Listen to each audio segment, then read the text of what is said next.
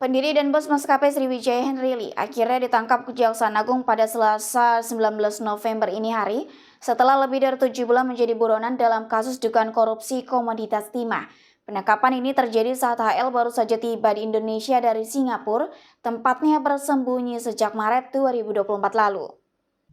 HL tiba di Bandara Soekarno-Hatta setelah melakukan perjalanan dari Singapura. Tak lama setelah turun dari pesawat, HL langsung dibekuk oleh tim penyidik Kejaksaan Agung.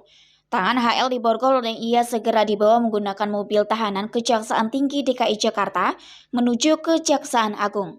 Saat tiba di Kejaksaan Agung, HL langsung dikenakan rompi tahanan berwarna pink sebagai bagian dari prosedur penahanan yang berlaku. Dan penangkapan ini menandai berlakhirnya pelarian HL yang sempat menghindari penegakan hukum dengan melarikan diri ke luar negeri.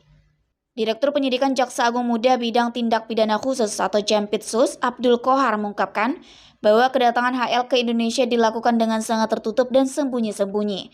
HL bersembunyi di Singapura sejak Maret 2024 lalu setelah kasus korupsi yang melibatkan PT Timah Tbk.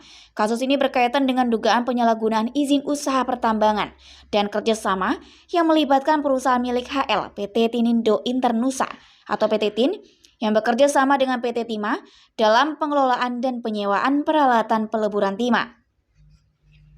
Kasus ini mencuat pada tahun 2024 setelah Kejaksaan Agung melakukan penyelidikan terhadap dugaan korupsi di sektor pertambangan timah yang melibatkan sejumlah pihak termasuk HL sebagai salah satu beneficiary owner PT Tinindo Internusa.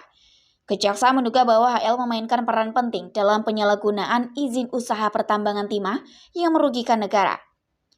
Sebagai bagian dari penyidikan, Kejaksaan Agung telah melakukan pengumpulan bukti dan pemeriksaan terhadap beberapa pihak terkait dan akhirnya menetapkan HL sebagai tersangka pada Maret 2024 lalu. HL kemudian melarikan diri ke Singapura untuk menghindari proses hukum, namun kini ia telah dibawa kembali ke Indonesia untuk mempertanggungjawabkan perbuatannya. Dari Liputan BTV melaporkan.